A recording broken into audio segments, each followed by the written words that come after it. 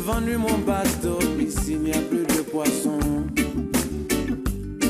Et j'ai vendu mon âme, il n'y avait plus d'espoir. J'ai vendu ma femme, mon amour, mes enfants, pour ne pas mourir à mon tour. Où aller? Où aller? Où aller? Je ne sais pas où aller. Alors, donc Nicolas Lambert. Je dormis sans étoiles, ici le ciel est Une noir. présentation très courte. Donc, il est ingénieur de recherche au CNRS. Il travaille dans un laboratoire dont les thématiques sont autour de l'aménagement des territoires européens. C'est un camarade du PCF, et, ce qui n'est pas le cas de tous nos intervenants, et par ailleurs, il est militant à une association qui s'appelle Migre Europe. J'en dis pas plus, si j'en dis deux mots, parce que je trouve que c'était intéressant ce que tu nous racontais avant.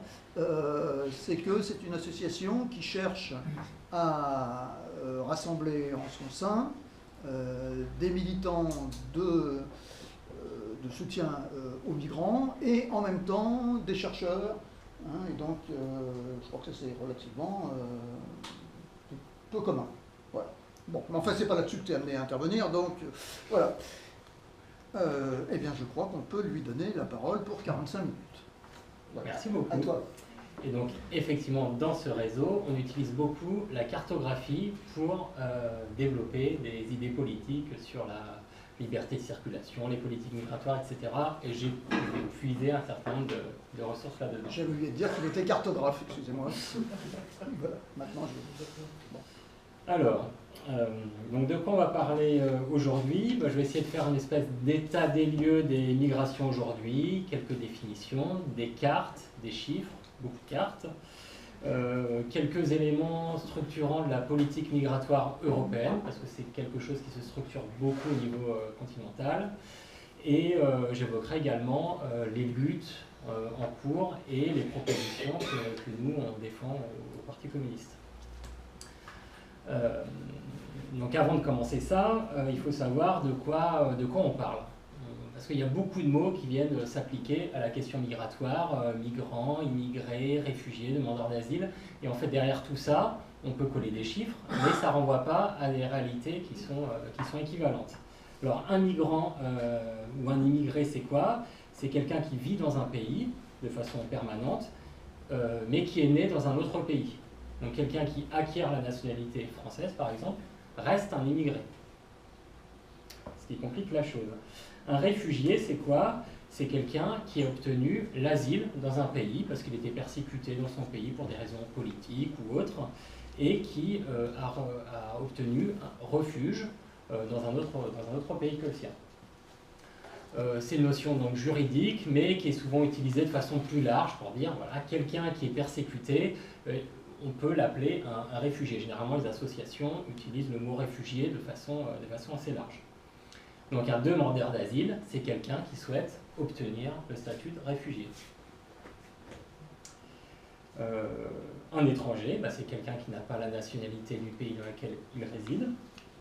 Après, il y a aussi ce qu'on appelle les étrangers en situation irrégulière, que nos adversaires appellent souvent clandestins. On utilise le mot sans-papier. C'est quelqu'un qui réside dans un pays alors qu'il n'a pas le droit d'y résider. S'il se fait attraper, il peut se faire expulser. Il y a aussi les déplacés internes. Souvent, quand on fuit un conflit, on ne va pas forcément traverser une frontière. On peut fuir un conflit et se réfugier quelque part à l'intérieur des frontières même de son pays. Dans ces cas-là, on n'est pas un migrant, mais c'est un peu les mêmes logiques. La différence, c'est qu'on n'a pas traversé de frontière, c'est tout. Il y a un terme qu'utilisent beaucoup les associations, qui est un beau terme, c'est le terme exilé. C'est pour dire, voilà, c'est que quand on fuit un endroit, qu'on va se réfugier quelque part, on est en exil parce qu'on est contraint un peu de se déplacer. On remarquera que ce terme exilé, c'est aussi celui qui est utilisé par ceux qui vont aller planquer leur argent en Belgique et qui se nomment exilés fiscaux. Voilà. Mais ce n'est pas de leur faute. Voilà. Donc en fait, tous ces termes s'appliquent souvent à une même personne qui, au cours de son parcours, va être tantôt un déplacé interne, puis un migrant, puis un réfugié, demandeur d'asile, puis il va devenir clandestin en changeant de pays, etc. etc. Et pourtant, c'est les mêmes personnes, c'est des trajectoires différentes, mais généralement, quand on entend dans les médias des chiffres sur le nombre de réfugiés, le nombre de migrants, le nombre d'étrangers, il faut savoir que ça renvoie à des définitions qui sont différentes. Alors, quelques chiffres quand même, je ne sais pas si on voit bien la carte, mais c'est pas très important, c'est pas grave. Donc, aujourd'hui dans le monde, il y a à peu près 258 millions de migrants. C'est grosso modo 3,4% de la population mondiale. Donc c'est important, c'est pas non plus énorme. En 1990, il y avait 152 millions de migrants, ça représentait 3% de la population. Donc ça a augmenté, mais pas de façon exponentielle. Et on peut se rappeler aussi qu'avant la Première Guerre mondiale, il y avait 5% de migrants dans le monde.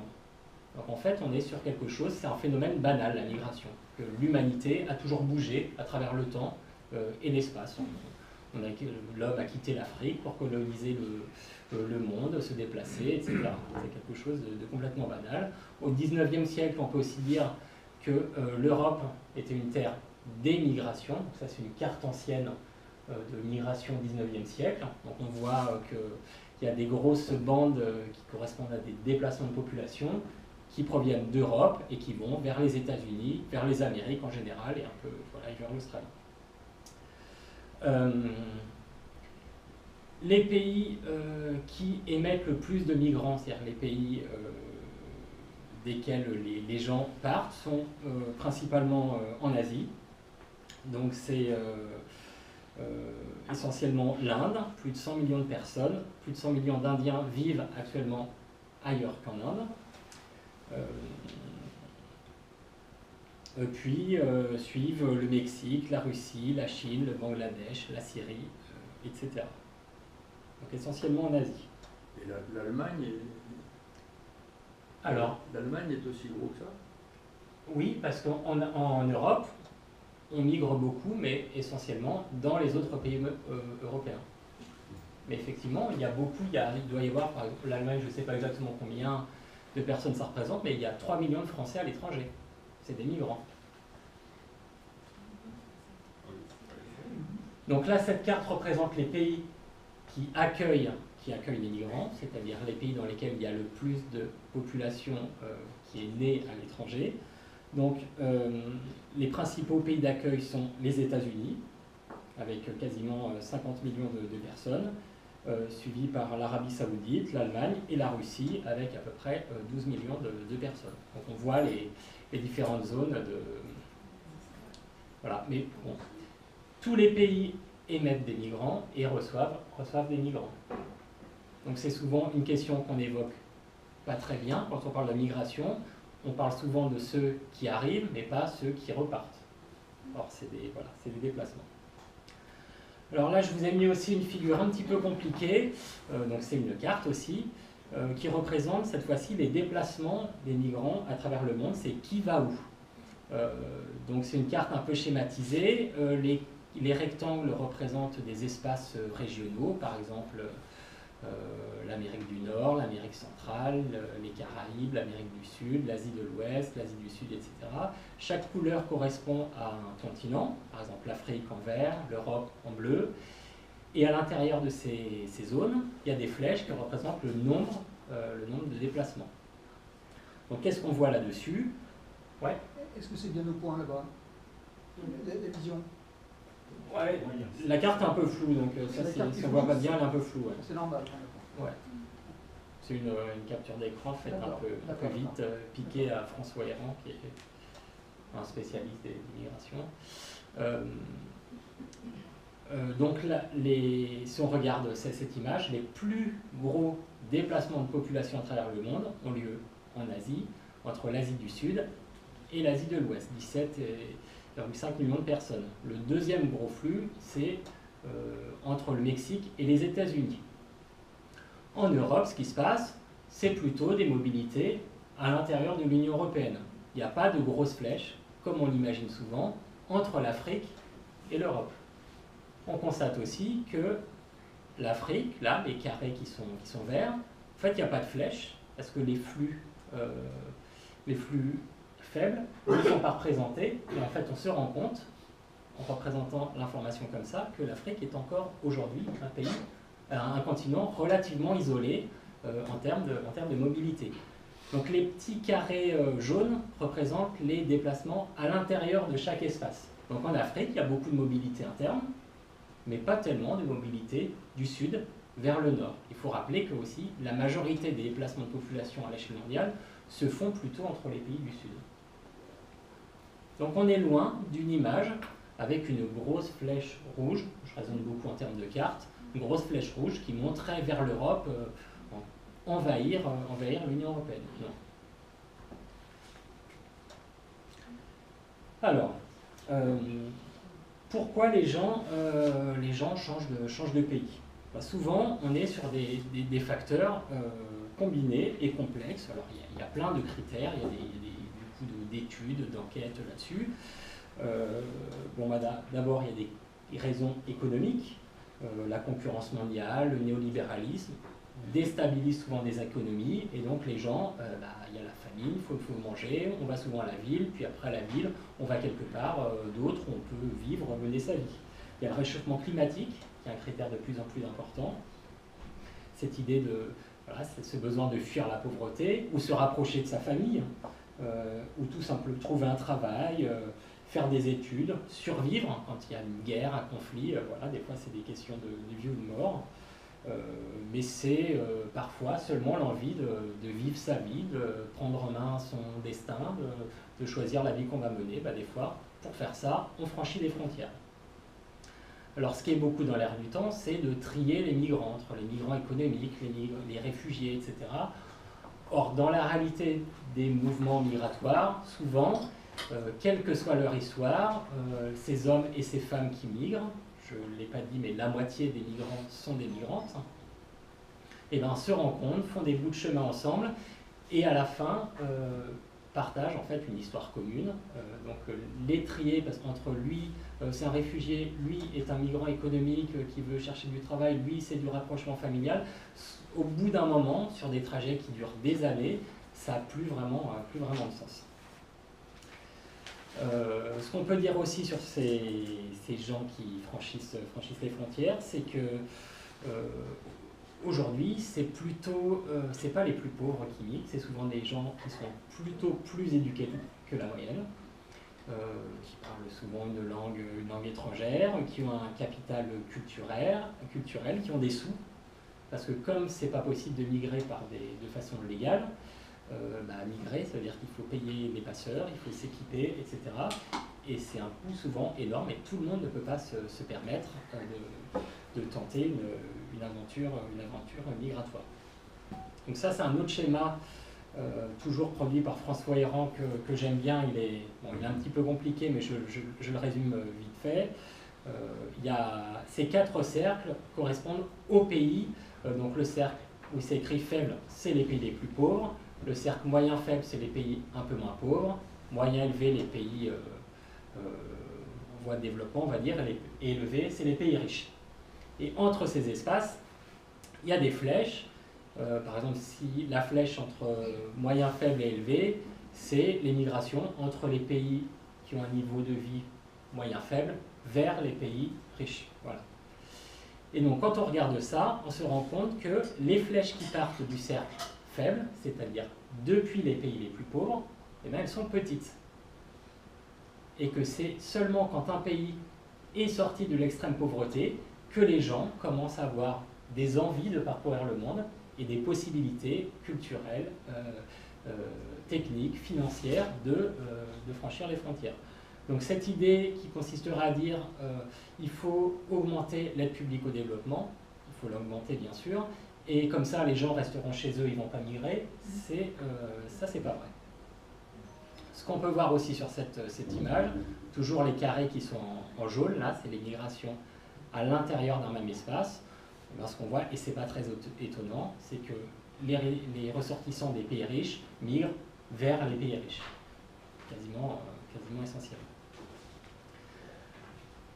Bon, ça fait beaucoup de chiffres, ça vous assomme peut-être un peu, mais j'essaie de dresser un tableau un peu complet.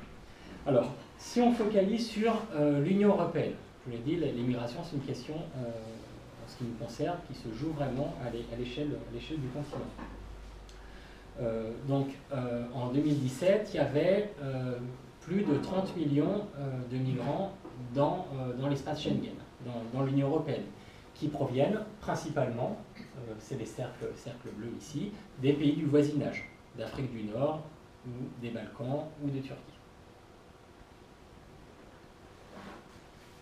Et ce qu'on ne dit pas souvent aussi, c'est qu'il y a des Européens à l'étranger. Donc il y a à peu près 12 millions d'Européens qui vivent à l'étranger, donc plutôt dans les pays riches, on l'a dit, en Angleterre, aux États-Unis, au Canada ou en Australie. Mais je trouve que c'est important de le rappeler qu'on n'est pas qu'un continent où les gens viennent, non, c'est de la circulation, ça marche dans les deux sens. Et souvent les chiffres qu'on nous donne, c'est les gens qui arrivent, mais jamais ceux qui partent. Mais ce qui caractérise le plus les mobilités à l'échelle de l'Union européenne, c'est quand même les mobilités à l'intérieur de l'Union européenne, puisque depuis qu'on a mis en place l'espace Schengen, il y a la liberté de circulation. Donc, un exemple caractéristique de ça, c'est le programme Erasmus, où on estime que c'est quasiment 9 millions de personnes qui auraient bénéficié de ce programme, qui concerne les étudiants qui vont étudier dans une université dans un autre pays. Et la Commission européenne a avancé des chiffres qui diraient qu'avec ce programme, il y aurait eu 1 million de bébés Erasmus qui seraient nés liés aux rencontres entre les étudiants. Ce chiffre a été contesté, mais ça illustre cette idée que en Europe, on voyage, on traverse les frontières, on se rencontre, on se marie, on trouve ça tout à fait normal. Et pourtant, si la liberté de circulation à l'intérieur de l'Union européenne nous paraît si fantastique, c'est quand même ce genre d'image là qu'il y a derrière moi, dont on imagine les migrations, comme une espèce de rhétorique d'invasion, des gros flux qui viendraient envahir l'Union européenne. Donc ça, c'est une carte réalisée par l'agence Frontex, dont je vais en parler un petit peu tout à l'heure. Qui est, grosso modo, les gardes-côtes, ceux qui vont protéger les frontières de l'Union européenne. Donc, qui a réalisé ce genre de carte qui est tout un message, c'est des gros flux de migrants pointés vers l'Europe. Or, comme nous aussi on fait des cartes, à Migre Europe, on fabrique des cartes pour contrer ce type de discours. Donc, voici un petit exemple. C'est les migrants syriens. On s'est dit, voilà, il y a les Syriens, il y a une guerre, il y a des millions de personnes qui ont fui la guerre, donc où sont-ils allés? Alors nous, en Europe, on essaye de ne pas accueillir trop de monde, donc on a regardé par pays combien de Syriens ont été accueillis. Donc les principaux pays d'accueil sont l'Allemagne, la Suède, en proportion de la population, il y a aussi Malte, Chypre, voilà, des pays plus petits. Mais quand on regarde les pays voisins de la Syrie, on se rend compte que les Syriens ont fui, ils ont été accueillis, mais ils ont été accueillis en Turquie, au Liban, en Jordanie, Arabie Saoudite, Égypte, Irak, c'est-à-dire les pays qui se retrouvent autour de la Syrie. Et à ça s'ajoutent plus de 6 millions de déplacés internes, des gens qui ont fui les conflits, mais qui n'ont pas franchi les limites de la Syrie. Pourquoi je montre cette carte? Parce que c'est déjà... On est loin d'une invasion vers l'Europe, et les gens qu'on n'accueille pas en Europe sont accueillis dans des pays plus pauvres. Donc fermer la frontière, ça veut dire laisser prendre en charge les migrants qui de toute façon vont fuir les conflits vers les pays les plus pauvres. Si on regarde ça à l'échelle mondiale, où vont les réfugiés? Les réfugiés, donc je vous ai dit tout à l'heure, donc là c'est au sens large, c'est des gens qui fuient des conflits, qui sont persécutés, etc. Eh bien, ils ne vont pas du tout en Europe. Ils vont dans cette espèce d'arc de cercle qui va de l'Afrique au Moyen-Orient. Donc, plus le cercle est gros, plus le pays accueille des réfugiés. Donc, on a aussi un gros cercle sur la Colombie avec les gens qui fuient actuellement le Venezuela. Bref, quand on regarde tout ce panorama, on se rend compte que l'Union européenne n'est pas du tout ni envahie, ni un pays, un continent où les migrants sont accueillis, loin de là. Donc voilà pour le paysage. Oui, bah c'est le paysage. Pourquoi je vous montre ça? C'est que face à ces réalités migratoires, les gens franchissent les frontières, c'est comme ça fait partie de l'histoire de l'humanité.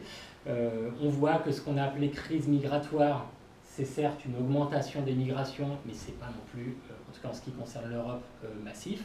Et pourtant, face à ça, l'Union européenne a mis une politique en place qu'on appelle une politique d'Europe forteresse, qui consiste à essayer de verrouiller les frontières pour que les migrants n'arrivent pas. Donc c'est ça que je vais essayer de décliner un petit peu maintenant. Alors l'histoire commence avec la création de l'espace Schengen. Au départ, évidemment, les frontières, c'est l'affaire des États. Un État contrôle ses frontières.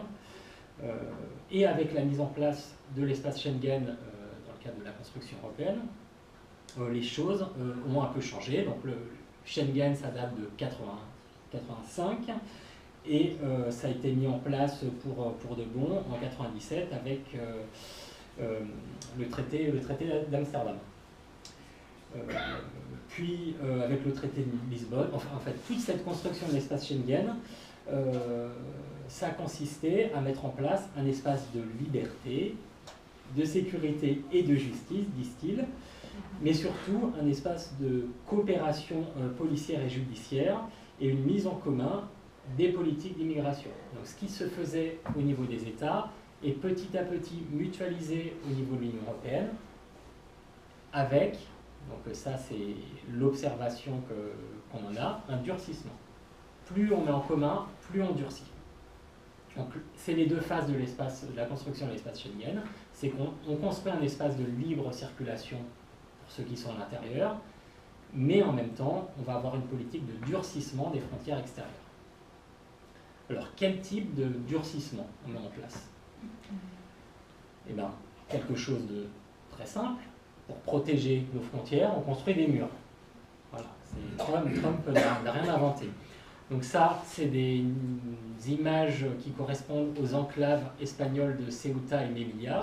Donc je ne sais pas si vous le savez, mais au nord du Maroc, il y a deux petits territoires espagnols, donc qui appartiennent à l'Union européenne, donc qu'il suffit de franchir quand on est un migrant pour se retrouver en Union européenne. Donc évidemment, ces espaces-là sont protégés, et pas qu'un peu, à travers des murs extrêmement sophistiqués, des caméras, des radars, etc. Il y a eu des gens qui ont réussi à traverser ces espaces, il y a eu aussi des morts, des romans ont été écrits là-dessus, je pense notamment à 3 femmes puissantes de Marie Ndiaye, qui a un super beau livre qui raconte l'histoire de migrants qui viennent s'échouer sur ce mur. Je vais vous raconter la fin, tant pis. Voilà, donc effectivement, un moyen d'empêcher les migrants de venir, c'est de se barricader. C'est vrai aussi à l'est de l'Union européenne, avec la route dite des Balkans, où de plus en plus de murs sont construits. Donc c'est une action des États plutôt, pour empêcher les migrants qui viennent de Turquie, puis Bulgarie ou Grèce, pour rejoindre l'Union européenne. Donc ça peut être des murs, des vrais murs, ça peut être des barrières, ça peut être des contrôles plus ou moins sophistiqués. Ça peut être des rétablissements de contrôle aux frontières, comme la France l'a fait avec la frontière avec l'Italie. Donc il y a plein de petits endroits où avant il y avait la liberté de circulation, et là on se remet à contrôler, verrouiller, etc. Il y a aussi sur cette carte, donc j'en parlerai un peu plus tard, la mise en place de hotspots. Ça c'est quelque chose aussi qui est évoqué dans les médias. En fait, c'est des lieux où on essaye d'attraper les migrants tout de suite au moment où ils arrivent, pour les enregistrer, les ficher, puis pour les trier. Voilà. Un dernier mot sur cette question de mur. Donc ça, c'est une carte issue des travaux d'une Québécoise dont le travail de recenser un peu ce phénomène d'emmurement du monde. Donc cette carte, c'est toujours plus de murs dans un monde sans frontières.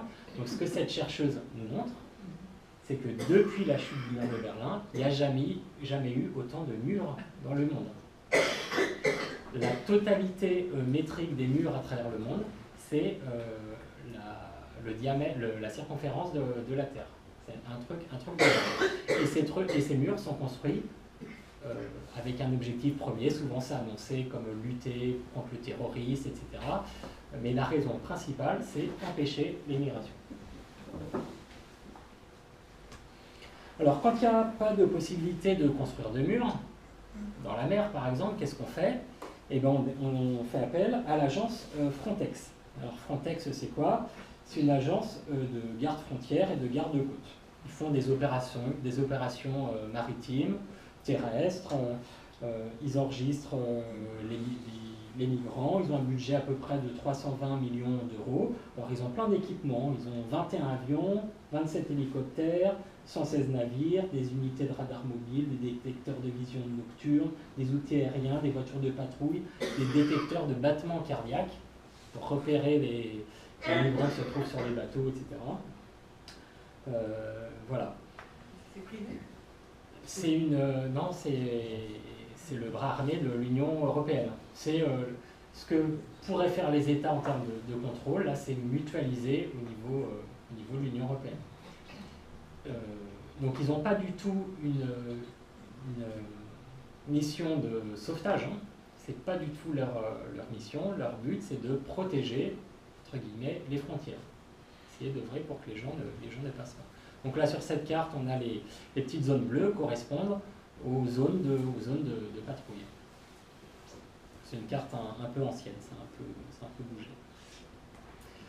Alors sinon, quels moyens a l'Union européenne pour lutter contre l'immigration? Donc son le plus gros poste budgétaire, c'est les expulsions. Donc ça, c'est une étude qui a été faite par un consortium de journalistes qui a essayé de suivre l'argent dédié aux migrations, et ils ont conclu que c'était vraiment ce poste-là le plus lourd. Affréter des avions pour expulser. Après, il y a plein de moyens d'expulser, je ne vais pas rentrer dans le détail. Autre façon de contrôler les frontières, c'est de ficher tout le monde. Les migrants qui arrivent, donc je vous ai dit tout à l'heure, avec la mise en place de hotspots, on va essayer de tout de suite leur prendre leurs empreintes, etc. Donc il y a plein de systèmes au niveau de l'Union européenne pour contrôler un peu qui est sur le territoire. Donc il y a le système d'information Schengen, c'est une base de données biométrique, donc qu'est-ce que j'ai mis comme chiffre? Au moins 500 terminaux d'ordinateurs dans les États membres, et c'est une espèce de base de données gigantesque qui est en augmentation. On a la base aussi Eurodac qui recense les empreintes digitales pour les demandeurs d'asile. Voilà, parce que vous avez peut-être entendu parler aussi du système Dublin. C'est que quand un migrant arrive dans un pays de l'Union européenne, il est enregistré de telle sorte que si on le retrouve dans un autre pays, on doit le renvoyer dans le pays dans lequel il a fait sa demande d'asile. Il ne peut pas demander sa demande d'asile plusieurs fois. Donc, cette mutualisation, c'est de fait un durcissement. Avant, on pouvait demander l'asile dans différents pays. Maintenant, c'est un, et si c'est rejeté, au revoir. Il y a aussi la base des visas pour faciliter, disent-ils, la fraude et faciliter le contrôle aux frontières. Donc bien sûr, les migrants, certains sont amenés à se mutiler les mains, se brûler les mains pour ne pas être identifiés. Quand ils sont arrivés quelque part, ils ont été enregistrés, et eux, c'est pas là qu'ils veulent aller, ils ne veulent pas demander l'asile dans ce pays où ils ont été attrapés la première fois, donc ils poursuivent leur trajet, et pour pouvoir refaire une autre demande d'asile, souvent, ça arrive qu'ils se mutilent. Je voulais vous montrer ça aussi, toujours sur cette question de visa, parce que moi c'est quelque chose que je trouve très intéressant. C'est dans le monde, il y a des pays pour lesquels on doit demander un visa quand on voyage, et parfois non. Par exemple, nous, si on veut voyager au Maroc, en Algérie, on n'a pas besoin de demander de visa. Ah bon? En Algérie, c'est... Ah, en Algérie, si alors. Moi, je dis des bêtises. Dans certains pays, on n'a pas besoin de demander de visa. Pardon? En Ouzbékistan, En Ouzbékistan, on n'a pas besoin.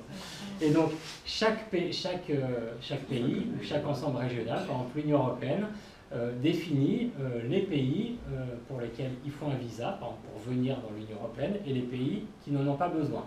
Et ça, c'est évalué au prisme d'un risque migratoire.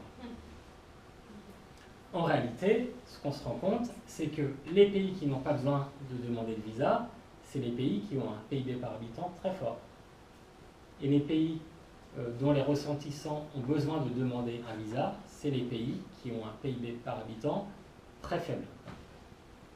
Et donc si on cumule un peu ça à l'échelle de la planète, on se rend compte qu'il y a un certain nombre de pays qui ont plutôt la possibilité de voyager à travers le monde, et qui trouvent ça plutôt normal, et des pays pour qui la possibilité de se déplacer par des voies légales est plutôt compliquée. Déjà, ça coûte cher quand on vient d'un pays pauvre de se payer un visa, donc c'est déjà une barrière financière, et puis c'est parfois difficile d'obtenir ce visa.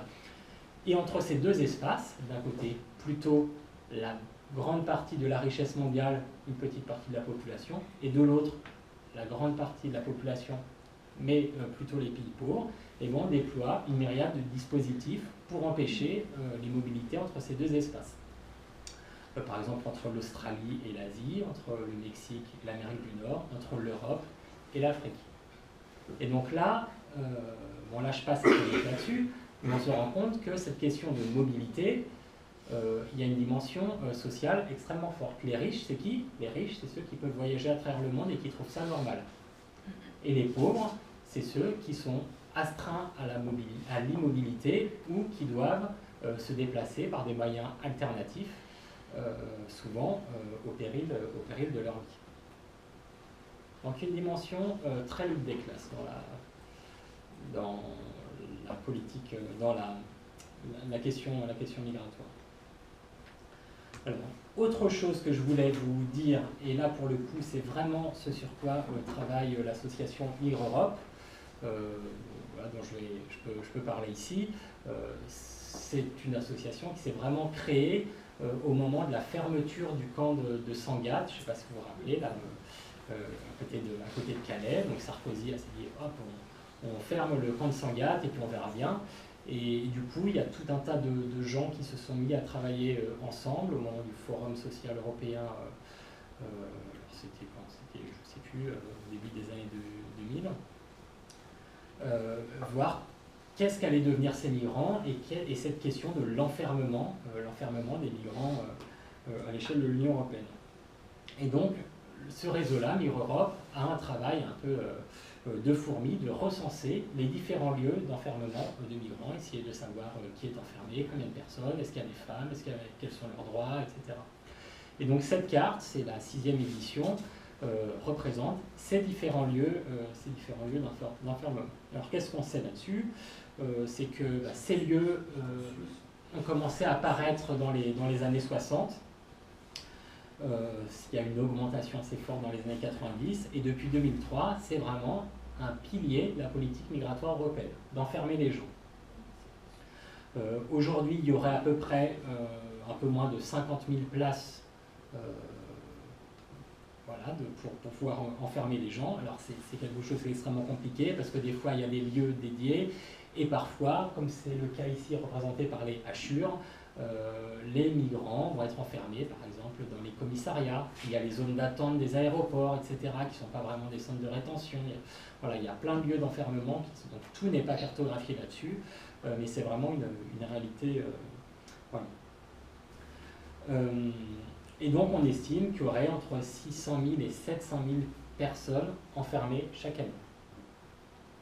Donc en France aussi, il y aurait donc à peu près 25 000 personnes enfermées en métropole, 20 000 en outre-mer, donc ça fait grosso modo 50 000 personnes qui sont enfermées chaque année en France.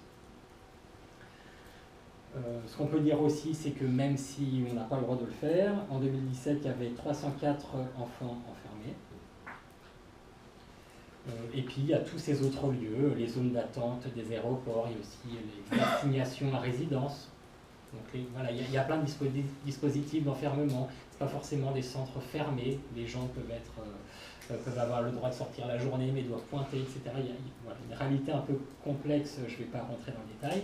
Et avec la loi Asile-Immigration, la durée légale d'enfermement a été poussée à 90 jours en France. C'était 45 auparavant.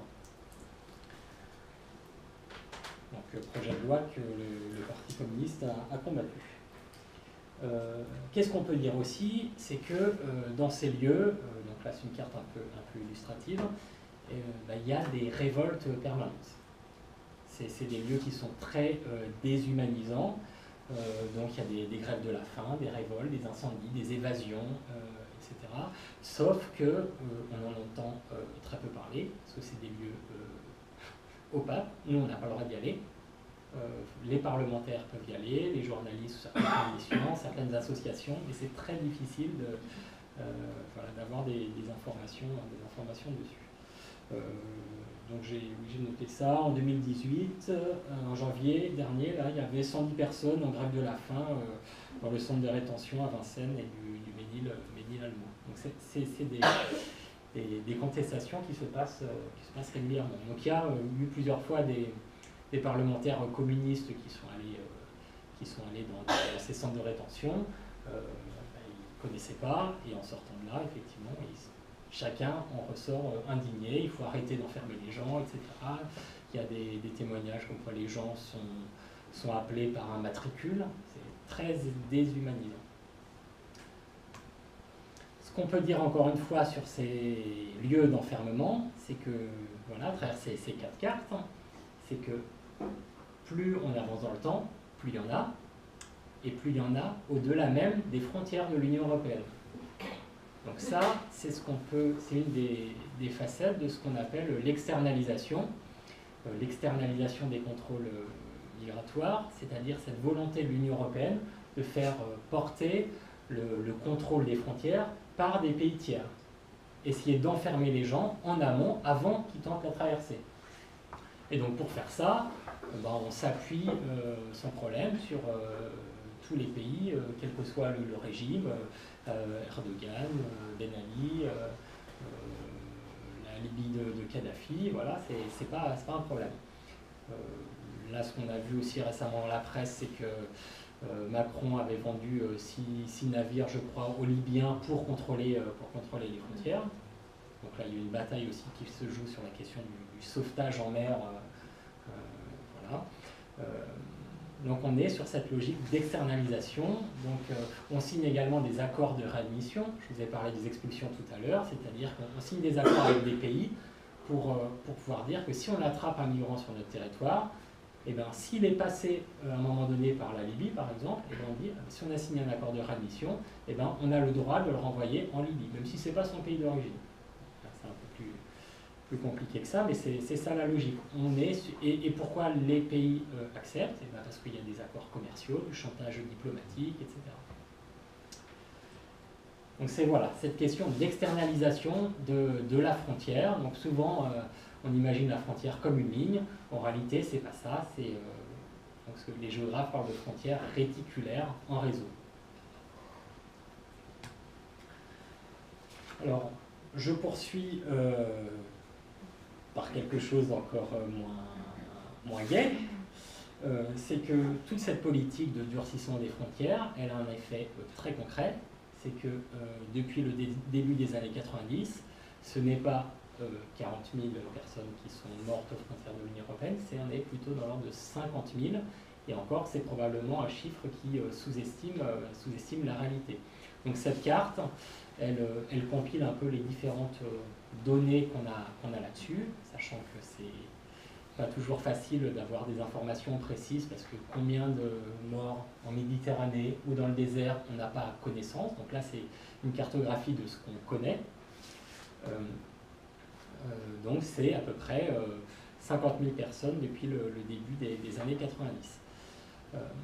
Alors moi j'ai travaillé un peu spécifiquement là-dessus, donc là je vais vous montrer 2-3 cartes qui sont donc en noir et blanc, qui déterminent le nombre de morts aux frontières de l'Union européenne à 4 périodes de temps, pour voir comment les choses ont évolué. Donc ça c'était dans les années 90, donc les endroits où les migrants mouraient plutôt en essayant de rejoindre l'Union européenne, c'était plutôt autour de Gibraltar et des enclaves dont je vous ai parlé tout à l'heure, de Ceuta et Melilla. Donc à gauche, il y a des zones, plus la couleur est foncée, plus le nombre de morts est important. Et sur la partie droite de l'écran, c'est la même chose, mais en trois dimensions. Donc on va un peu plus tard. Il y a toujours beaucoup de morts au niveau de Gibraltar, Ceuta, Melilla, mais on voit apparaître un peu plus au sud, au niveau des îles Canaries, des morts également à cet endroit-là. Pourquoi? Parce que la frontière a été verrouillée au niveau de Gibraltar, et donc les gens se disent je vais essayer de passer un petit peu plus bas et de rejoindre les îles Canaries. C'est bouché un endroit, on se déplace vers des routes un peu plus dangereuses. Et le nombre de morts augmente. Un peu plus tard, l'agence Frontex déploie des missions jusqu'aux îles Canaries. Les gens se disent on va aller encore un peu plus bas, trouver des routes encore un peu plus dangereuses. Le nombre de morts augmente encore. Puis la politique d'externalisation, les contrôles et tout ça faisant leurs effets, les migrations se recentrent au niveau de la Méditerranée centrale. Et là on a un pic qui surgit extrêmement fort. Au cœur de la Méditerranée, avec un nombre de morts extrêmement important, voilà, et une traversée qui est dangereuse. Alors pourquoi ces cartes, qu'est-ce que nous disent ces cartes? C'est que plus les politiques, plus l'Union européenne durcit ses frontières extérieures, plus les mouvements migratoires ne sont pas stoppés, ils sont seulement déviés, parce que quand on a un besoin impérieux de vivre sa vie, de franchir les frontières, les gens qui, ce qu'il faut voir, c'est que les gens qui tentent la traversée, ils considèrent qu'ils n'ont rien à perdre. C'est pas pour jouer, ils se disent si je meurs, et je tente ma chance. Et donc qu'est-ce qui se passe? On va vers des trajets qui sont plus coûteux, plus dangereux, avec à chaque fois une augmentation du nombre de morts. Et donc c'est à travers ce constat que un certain nombre d'associations ont saisi à plusieurs reprises les médias pour publier des tribunes accusant l'Union européenne d'assassiner les migrants, puisque c'est sa politique migratoire qui est responsable des morts en Méditerranée. Et donc là, une dernière carte, là c'est sur la période 2014-2019, c'est le panorama des migrants morts en Méditerranée aujourd'hui, donc effectivement un peu à Gibraltar, enfin un peu en mer Égée, donc sur la route des Balkans, entre la Turquie et la Grèce, et en Méditerranée centrale, c'est 14 000 morts voilà, en quelques années. Et dans ce panorama, il ne faudrait pas oublier non plus Calais, où le mur, donc là cette fois-ci c'est pas des gens qui meurent en essayant de rentrer dans l'Union européenne, mais c'est des gens qui meurent en essayant d'en sortir avec cet emmurement, donc c'est beaucoup il y a des noyés, il y a des gens qui se font écraser dans le tunnel ou sur la route. Donc je vais passer, donc là c'était pour voilà, les différents aspects des politiques migratoires et leurs impacts. Et comme je ne voulais pas être trop pessimiste, en fait, face à ça, face à ces tragédies et une politique migratoire extrêmement dure, en fait, il y a beaucoup de choses positives qui se créent. Donc là, je vous ai mis une petite collection de choses assez chouettes. Donc là, c'est des photos, c'est à Bruxelles, la police prévoit une opération pour arrêter des migrants sans papier, et là, spontanément, il y a eu 2000 personnes qui sont déployées pour les protéger. C'était en janvier dernier. On a entendu parler aussi des cordées solidaires dans les Alpes, où effectivement, il y a oui, j'en ai pas parlé, mais les migrants meurent aussi en montagne. Et donc, pour rappeler que la montagne, c'est comme la mer, c'est un espace de solidarité, d'entraide, il y a eu voilà, des manifestations, des professionnels de la montagne, etc., des associations pour montrer que bah non, il faut s'aider dans ces zones-là. Bien sûr, en face, il y avait l'extrême droite qui, elle, qui a mené des actions aussi de communication pour verrouiller, pour appeler à verrouiller les frontières. Dans le Calaisis, il y a aussi pas mal d'associations qui font des choses assez formidables pour essayer d'héberger aider les migrants, leur donner à manger, les aider à se vêtir, etc. Il y a tout ce qui se passe dans la vallée de la Roya avec Cédric Héroux. Voilà, c'est vrai que c'est des solidarités qui se déploient, c'est pas lui tout seul, c'est tout un collectif. Il y a des solidarités qui se déploient dans ces espaces-là, qui sont au départ des espaces de passage. En fait, la vallée de la Roya, c'est entre l'Italie et la France, et c'est traditionnellement un espace de passage.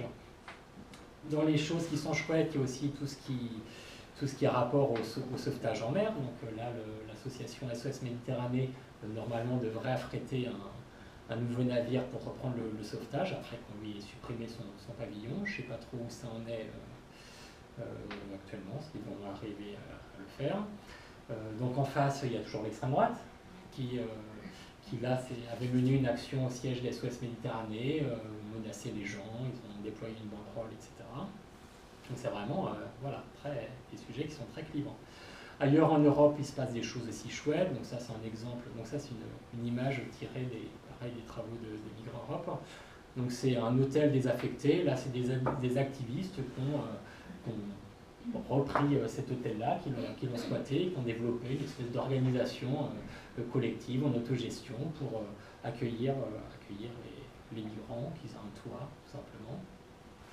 En France aussi, je ne sais pas si vous avez entendu parler de ça, mais il y a une initiative lancée par plusieurs médias, Mediapart, l'Humanité, Politis, Regard, etc., pour appeler à l'accueil des migrants, essayer de faire émerger une parole un peu forte. Ça a débouché sur une espèce de texte assez beau, moi je trouve, qu'ils ont appelé le serment du sans-calme. Donc il y a des gens qui se mobilisent, ça n'a pas pris tant que ça, c'est dommage. Il y a aussi des élus qui font des choses assez chouettes. Donc on peut penser à ce qui se passe à Grande-Synthe, donc c'est à côté de Calais, avec le maire Damien Carême, qui est un maire Europe Écologie, qui a toujours eu des actions en faveur de l'accueil des migrants, de rendre la ville accueillante. Donc là c'est un camp, mais un camp pour accueillir, que les gens aient un toit sur la tête qui était construit à côté de ce qu'on appelait la jungle de Calais. Malheureusement, ce camp a brûlé. Pardon ? Qui a été détruit. Il a brûlé, oui. Ah ouais, il y a eu... voilà.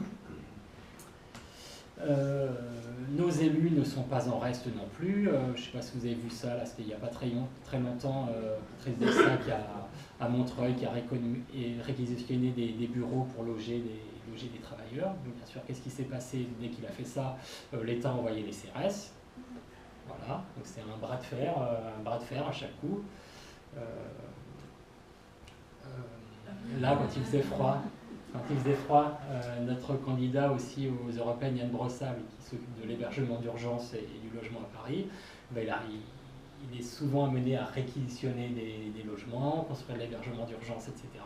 Et à chaque fois, il y a des élus de droite en face qui s'indignent, qui essayent de faire que maintenant ça se passe pas. Ils disent toujours mais non, mais faut pas déployer tant d'argent et de moyens pour les migrants. D'abord les SDF, sauf que quand il s'agit de faire des choses pour les SDF, ils sont contre aussi. Donc bon, voilà, c'est sans fin.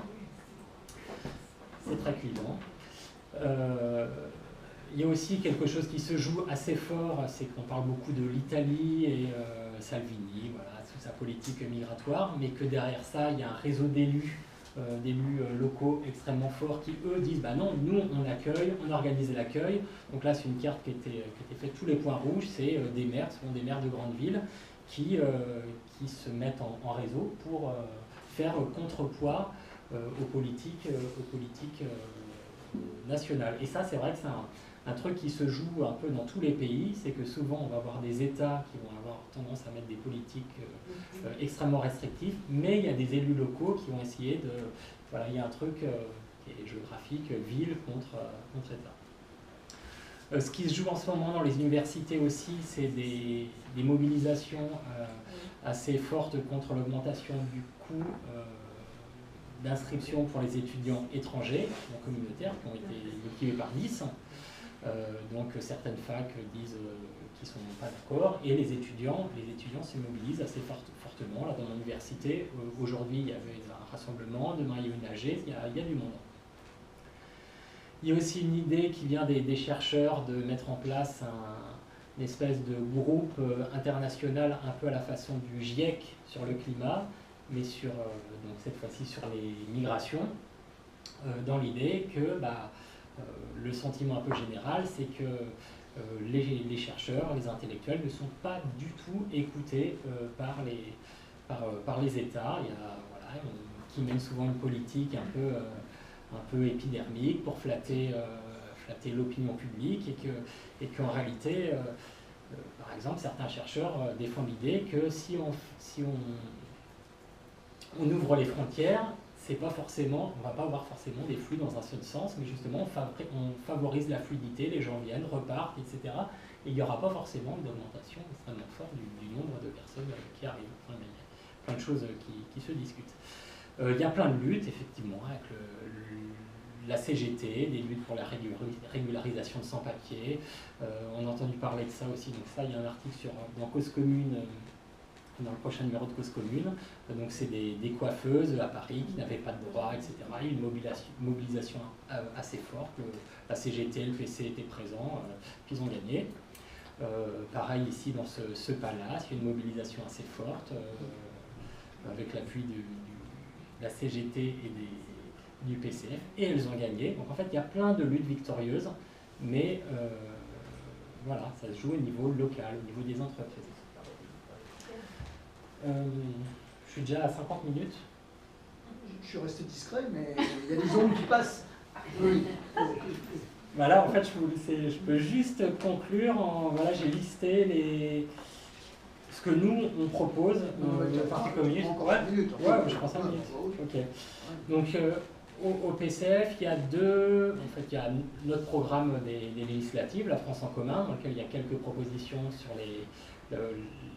la question migratoire, et il y a surtout ce petit livret là qui a été coordonné par Cécile Dumas, qui s'appelle Pour une France hospitalière et fraternelle, une Europe solidaire, qui détaille un certain nombre de propositions. Donc là j'en ai mis un peu en vrac, mais qu'est-ce qui résume ça? C'est que il y a deux éléments importants dans ce que nous on propose en termes de politique migratoire. C'est plutôt que d'empêcher les gens d'arriver, ce qu'il faut faire, c'est organiser rationnellement l'accueil.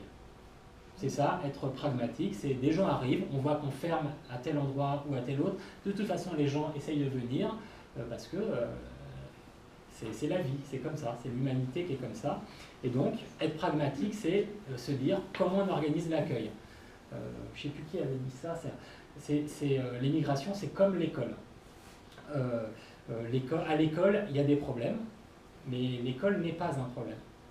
L'immigration, c'est pareil. Il peut y avoir des problèmes avec l'immigration. C'est compliqué à gérer. C'est des gens. Il y a des gens bien, il y a des gens pas bien. Il y a des problèmes d'inégalité sociale, de la langue.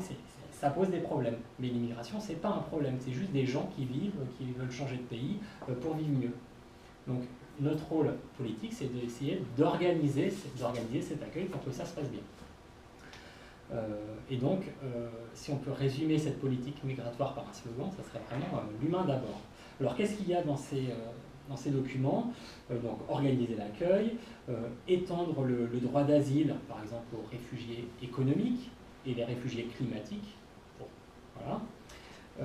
Mettre en place, réorienter les actions de Frontex, donc ça se joue au niveau de l'Union européenne, vers le sauvetage en mer, plutôt que vers la protection des frontières, et essayer de mettre en place des corridors humanitaires pour que des gens qui veulent franchir la Méditerranée aient le droit de le faire, par exemple en déposant une demande de visa, d'asile, etc., si possible plus tôt.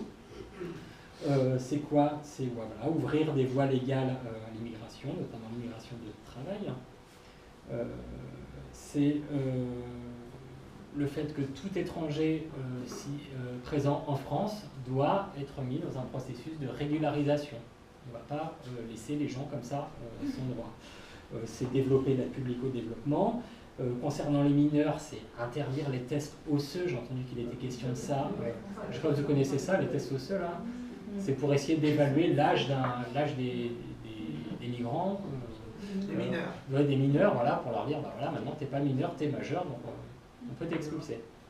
Voilà. Bon, ça repose, c'est des techniques qui sont vraiment discutables.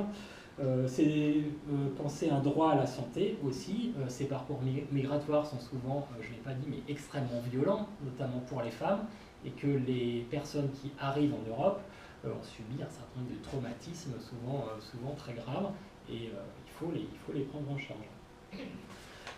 Faciliter l'accès au transport, au logement, etc. Mais ça, c'est vrai pour tout le monde. La scolarisation, l'apprentissage du français, la question de l'enfermement. Donc ce qu'on écrit, c'est que la rétention ne doit être qu'une exception dans des cas extrêmement limités. Et puis, égalité des droits entre les nationaux et les non-nationaux. Interdiction du délit de solidarité, etc. Voilà. Il détaille un certain nombre de choses dans ces documents. Je crois qu'il est vendu par le parti 2 €, cette petite brochure. Et l'état d'esprit des propositions qu'on avance, donc ça c'est un peu le court terme, c'est de se dire qu'on a une déclaration des droits de l'homme, de 1948, avec un article 13 qui nous dit la chose suivante: toute personne a le droit de circuler librement et de choisir sa résidence à l'intérieur d'un État. Toute personne a le droit de quitter tout pays, y compris le sien, et de revenir dans son pays. La question au cœur de ça, c'est la question de la liberté de circulation et d'installation qui, c'est ce qu'on dit au Parti communiste, est l'horizon que nous devons défendre. Ça ne se fait pas en un claquement de doigts, mais cet idéal que défendent certains en disant chaque pays va se développer et après comme ça chacun restera chez soi, on va s'attaquer aux causes des migrations pour que chacun n'ait pas besoin de migrer. Je veux bien, mais je trouve comme horizon beaucoup plus beau cette idée de se dire que on a le droit de franchir les frontières pour vivre ailleurs et que ça ne soit pas seulement réservé aux plus riches. Bien, merci beaucoup sur la lumière que tu as apportée sur ce sujet. Merci beaucoup à toi. Écoutez, maintenant on va passer aux questions, aux interventions. La pratique est que pour qu'on puisse enregistrer vos questions, vos interventions, il y a besoin d'un micro annexe. Plus je me souviens, plus j'ai été réveillé par une voix se présenter de façon. qui m'a dit tes papiers. Et puis je me souviens que dans cet ouragan, on m'attendait la mer, mais elle portait des gants. Où aller, où aller, où aller, où, je ne sais pas où aller, où aller,